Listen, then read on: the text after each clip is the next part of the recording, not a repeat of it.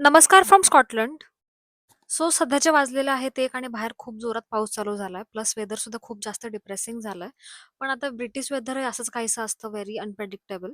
Anyways a lot of people specially student who are living away from their home have been asking for one chicken recipe जे की लेस ingredients plus कमी वेळात बनणारी आणि मी अशीच आज एक रेसिपी बनवणार आहे. खूप जास्त इझी प्लस टेस्टी सुद्धा लागते and I am calling it as bachelors chicken curry. So let's just go and make it. पहिला तर चिकनला हळद आणि मीठ लावून चांगलं मॅरिनेट करून घ्यायचं.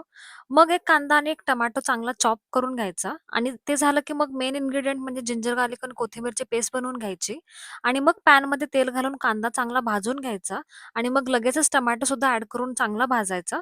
ते झालं की त्याच्यामध्ये पेस्ट ॲड करून ते सुद्धा चांगलं हलवून घ्यायचं आणि मग त्यामध्ये सगळे बेसिक मसाले ॲड करायचे आणि मी मिरची पूडच्या ठिकाणी आमचा घरचा होममेड कोल्हापुरी मसाला ॲड केलाय. पण तुमच्याकडे नसेल तर यू कॅन स्किप दॅट आणि चिकन मसाला ॲड करू शकता. ते झालं की मग चिकन ॲड करायचं आणि थोडं पाणी घालून चांगलं मिक्स करून घ्यायचं आणि मग चिकन थोडं कुक झालं की त्याच्यामध्ये मीठ आणि गरम मसाला घालून लीड लावून स्लो कुक करून घ्यायचं. पाणी जास्त घालायचं नाही.